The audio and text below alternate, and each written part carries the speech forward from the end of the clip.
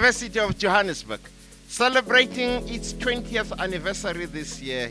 That's right, we are not done yet. We are warming up, ladies and gentlemen. Today, we are redefining innovation in Africa with the launch of the University Innovation Pod, or in short, UniPod. Listen to this, ladies and gentlemen. South Africa's first innovation hub of its kind, proudly supported by the United Nations Development Programme under its Timbuktoo initiative. We are not being trained here in this university to be employed. If we're employed, well and good.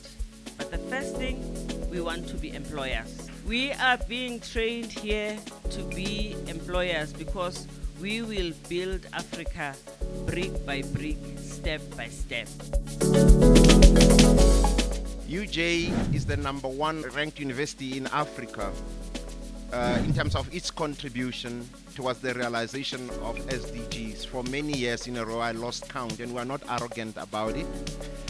We're ranked number 26 in the world, and we'll keep on climbing because we believe strongly in this. Gone are the days for a university to be arrogant about being the best in the world, #1 in the world for this and that, while there's so many challenges. We say at UJ, we don't want to be #1 in the world, no. We want to be the best university for the world. In history and myth, history has it that a young 23-year-old Isaac Newton was bored and decided to go and take a rest in one of the beautiful university grounds at Cambridge. And as he was sleeping there, he was hit upon by an apple. He was so outraged that an apple had disturbed his afternoon siesta that he asked the question, why did this apple fall this way to the ground and not that way to the sky? That's a ridiculous question indeed, but one today that is responsible for what we understand about gravitational physics and has changed the world dramatically. It was a 23-year-old Isaac Newton who dared to ask a ridiculous question. Everyone in Cambridge could see an apple fall to the ground. It took the imagination of a 23-year-old to ask why, and that has changed the world. How much are we solving for Africa? And what we are setting out today is the beginning of a new journey of Africans and young Africans saying we are going to solve for Africa.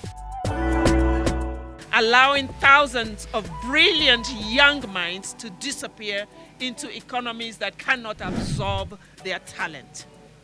So, 3 actions. Let me close with this invitation.